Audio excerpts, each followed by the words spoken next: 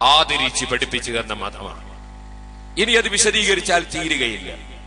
ഇവിടെ ഇപ്പോൾ ബുറുദ ബൈത്ത് ചൊല്ലി നമ്മുടെ സിറാജുൽ ദഅവ കോളേജിലെയും ശരീഅത്ത് കോളേജിലെയും ഒക്കെ കുട്ടികൾ ബുറുദ ബൈത്ത് ചൊല്ലാറുണ്ട്. അതുപോലെ നമ്മുടെ മുതഅല്ലിമീങ്ങൾ ബുറുദ ബൈത്ത് ചൊല്ലാറുണ്ട്. നമ്മുടെ ദർസിൽ പഠിക്കുന്ന മുതഅല്ലിമീങ്ങൾ ബുറുദ ബൈത്ത് ചൊല്ലാറുണ്ട്. അതുപോലെ നമ്മളൊക്കെയും ചൊല്ലാറുണ്ട്. ഈ ബുറുദ ബൈത്ത് അത് ഈ സദസ്സിനെ ആദരിച്ചതാണ്. നബി തങ്ങളുടെ മദ്ഹിലൂടെയാണ് ആദരം. മുമ്പേ വയൽ പറയുന്ന സദസ്സിൽ ബുറുദ ബൈത്ത് ചൊല്ലി ആ സദസ്സിനെ ഒന്ന് ആദരിക്കും. പക്ഷെ പ്രസംഗിക്കുമ്പോൾ അതൊന്നും ചെയ്യാത്തൊരു കൂട്ടരുണ്ട്. കാരണം അവർക്ക് സദസ്സിനോട് ബഹുമാനമില്ല. ഇനി നിങ്ങൾ നോക്കൂ, നിങ്ങൾ ചിന്തിക്കുക. ഈ ബുറുദ ബൈത്ത് ചൊല്ലി ആദരിച്ചു.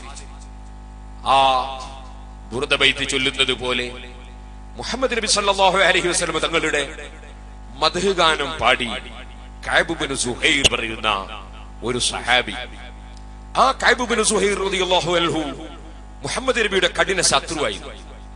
ഒരു ദിവസം നബിയുടെ അടുക്കൽ മാപ്പപേക്ഷിക്കാൻ വേണ്ടി വന്നു. അങ്ങനെ വന്നുകൊണ്ട് അദ്ദേഹം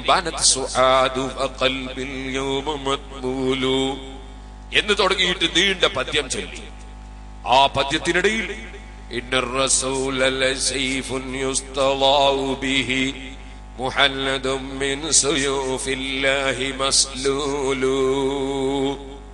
മുഹമ്മദ് നബി സല്ലല്ലാഹു അലൈഹി വസല്ലം തങ്ങളെ അതാ വളരെ പ്രകാശിക്കുന്ന വസ്തുവായി, തിളങ്ങുന്ന വസ്തുവായി, സത്യത്തിനു വേണ്ടി പോരാടുന്ന വസ്തുവായി, വ്യക്തിയായി പുകഴ്ത്തിയിട്ട് പ്രസംഗിച്ചു. അവിടുന്ന് പാടി പുകഴ്ത്തി. കൂട്ടത്തിൽ മുഹമ്മദ് നബി സല്ലല്ലാഹു അലൈഹി വസല്ലം തെറ്റ് ചെയ്തു പോയവർക്ക് മാപ്പ് കൊടുക്കുന്ന വിനയാന്വിതനായ നേതാവാണ് എന്ന് പാടി പുകഴ്ത്തി. അപ്പോൾ മുഹമ്മദ് നബി സല്ലല്ലാഹു അലൈഹി വസല്ലം അനുയായികളിൽപ്പെട്ട കഅബ് ഇബ്നു സുഹൈറിനെ ആദരിച്ചു. അവിടുത്തെ മദ്ഹ് പാടിയവരെ ആദരിച്ചു. എങ്ങനെയാണ് ആദരിച്ചത്? ഒരു സാല് കൊണ്ടുവന്ന് കഅബ് ഇബ്നു സുഹൈർ റളിയല്ലാഹു അൻഹുവിനെ പുതപ്പിച്ചുകൊണ്ട് സാല് കൊണ്ട് പുതപ്പിച്ച് ആദരിച്ചു. ഇന്നും പൊന്നാടയണിയിക്കുക എന്ന പേരിൽ ഇവിടെ എല്ലാ പാർട്ടിക്കാരും എല്ലാ കക്ഷികളും അവരുടെ നേതാക്കന്മാരെ ആദരിച്ച് സാലണിയിക്കാറുണ്ട്. അതുപോലെ കുപ്പായമണിയിക്കാറുണ്ട്. തൊപ്പി വെച്ചു കൊടുക്കുന്നവരുണ്ട്. കോട്ട് ധരിപ്പിക്കുന്നവരുണ്ട്. ഇങ്ങനെയുള്ള ആദരവ് മുഹമ്മദ് നബി സല്ലല്ലാഹു അലൈഹി വസല്ലം കാണിച്ചു തന്നതിൽ നിന്ന് പഠിച്ചതാണ് എല്ലാവരും. മഗ്രിബ് നിസ്കാരം കഴിഞ്ഞ ഉടനെ ഉസ്താദിനെ ആനയിച്ച് നമ്മൾ ഇവിടത്തേക്ക് വരും. അതോടുകൂടി നമ്മുടെ പരിപാടി തുടരും. തൽക്കാലം നിർത്തുന്നു.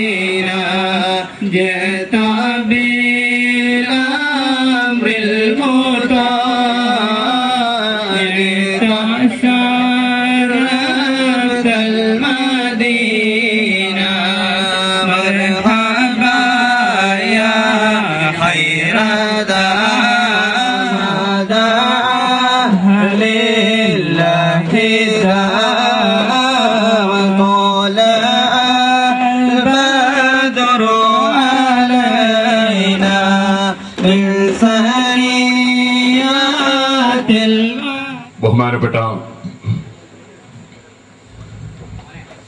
കായക്കൊടി മഹൽ ഖാദി ഉസ്താദ് അവറുകൾ നമ്മുടെ സദസ്സിൽ എത്തിയിട്ടുണ്ട്. ഞാൻ നേരത്തെ സൂചിപ്പിച്ചതുപോലെ വളരെ അകലെ പോകാനുണ്ട്. ഖലീൽ തങ്ങളും കൂടി സ്റ്റേജിലെത്തിയാൽ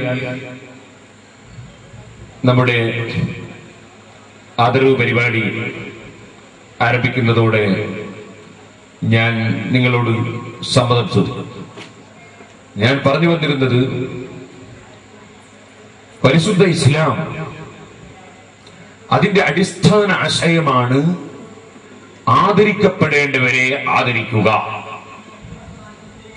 ആരെയും നിന്ദിക്കാതിരിക്കുക, പരിഹസിക്കാതിരിക്കുക. അത് ഇസ്ലാമിന്റെ അടിസ്ഥാന ആശയമാണ്. ഇതുകൊണ്ടാണ് ഞാൻ പല സ്റ്റേജിലും പറയാറുണ്ട്, ഇമാം താജുദ്ദീൻ അസ്സുബ്കി റളിയല്ലാഹു അൻഹു വിദ്യാർത്ഥിയായിരുന്ന കാലത്ത് കേവലം ഒരു നായയോട്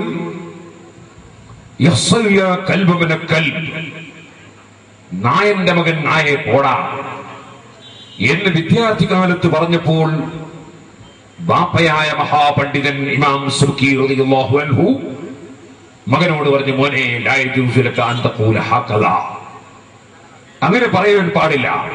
നായന്റെ മകന് എന്ന് നായയെ വിളിക്കാൻ പാടില്ല, മനുഷ്യനെയല്ല നായയെ.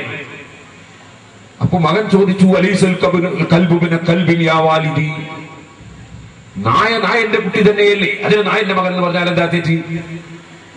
ഇമാം സുബ്കി റളിയല്ലാഹു അൻഹു അപ്പോൾ പറഞ്ഞു, വസർത്തുൽ ജവാസി അല്ലാ യുഹഖറ ഔ വസർത്തുൽ ജവാസി അദമു തഖീരിഹി.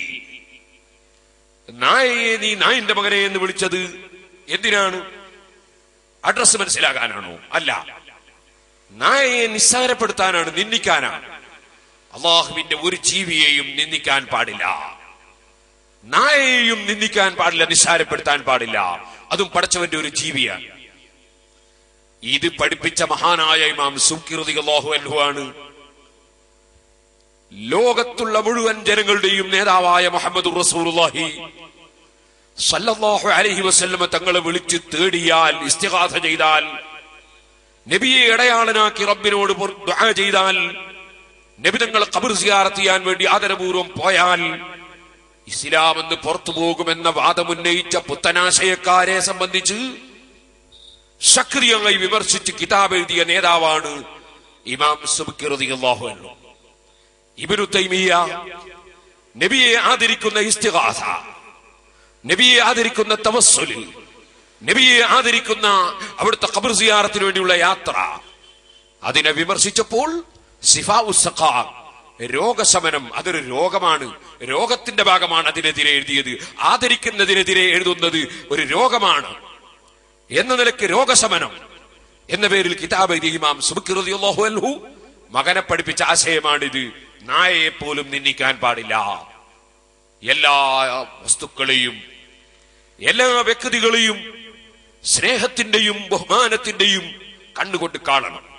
ഒരു മതക്കാരനെയും നിന്ദിക്കാൻ പാടില്ല, മതമില്ലാത്തവരെയും നിന്ദിക്കാൻ പാടില്ല, അതുപോലെ ഒരു ജീവിയെയും നിന്ദിക്കാൻ പാടില്ല. മറിച്ച് അർഹതപ്പെട്ട ആദരവുകൾ ഓരോരുത്തർക്കും നൽകണം. ആദരവ് എപ്പോഴും മനസ്സിലുണ്ടാകേണ്ടതാണ്. പക്ഷേ അതിന് പ്രത്യേകം ചില പ്രകടനങ്ങളും പ്രകടിപ്പിക്കലുകളും സാന്ദർഭികമായി ഉണ്ട്. ഇപ്പൊ നിങ്ങൾ കാണുന്നില്ലേ, ഹജറുൽ അസ്വദ്, അതൊരു കല്ലാണ്. പക്ഷേ അത് സ്വർഗത്തിൽ നിന്ന് കൊണ്ടുവന്ന കല്ലാണ്, സാധാരണ കല്ലല്ല. സ്വർഗത്തിന്റെ ബഹുമാനം അവിടെ മഹാന്മാര് താമസിക്കുന്നു എന്നതാണ്. മഹാന്മാര് താമസിക്കുന്ന സ്ഥലത്തിന് ബഹുമാനമുണ്ട്. ആ സ്വർഗത്തിൽ നിന്ന് കൊണ്ടുവന്ന കല്ലിനെ കഅബ ശരീഫ് തവാഫ് ചെയ്യുന്നതിന്റെ തുടക്കത്തിൽ ആദരിക്കണം. എപ്പോഴും പോയി ചുംബിക്കണം എന്നല്ല, ആദരിക്കണം. പ്രത്യേകം ആദരവ്, എപ്പോഴും ആദരവ് മനസ്സിലുണ്ട്. കഅബ ശരീഫ് തവാഫ് ചെയ്യുന്ന തുടക്കത്തിൽ ഒന്ന് ആദരിക്കണം. ഓരോ തവാഫും അവിടെ എത്തുമ്പോൾ ഒന്ന് കൈകൊണ്ട് ചൂണ്ടിയിട്ട് കൈ മണത്തുകൊണ്ട് ആദരിക്കണം. ഇസ്ലാമിന്റെ ആശയമാണ്. കഅബ ശരീഫ് ഇങ്ങനെ വലയം ചെയ്യണം. അത് കഅബയെ ആദരിക്കലാണ്, അള്ളാഹുവിനെ ആരാധിക്കലാണ്. ഇത് കാണുമ്പോ നമ്മളെ പുത്തനാശയക്കാരായ ആളുകൾക്ക് അവരാദർശമനുസരിച്ച് അത് അംഗീകരിക്കാൻ പറ്റൂല. കാരണം അവർ അള്ളാഹിനെ മാത്രമേ ആദരിക്കാവൂ എന്നുള്ള ആശയക്കാരാ. ചിലപ്പോ വേണമെങ്കിൽ അവർ പറയും, ഗുരുവായൂരമ്പലത്തിൽ ഹിന്ദുമത സുഹൃത്തുക്കൾ പോയി ഗുരുവായൂരമ്പലം ചുറ്റാറുണ്ട്, അതുപോലെ തന്നെ മുസ്ലിമുകൾ പോയിട്ട് കഅബ ശരീഫ് ചുറ്റുന്നത് ഹിന്ദുക്കളോട് സാദൃശ്യമാണ് എന്ന് വേണമെങ്കിൽ അവർ പറഞ്ഞേക്കും. കാരണം അവർ അത്രയും വിവരമില്ലാത്തവരാണ്.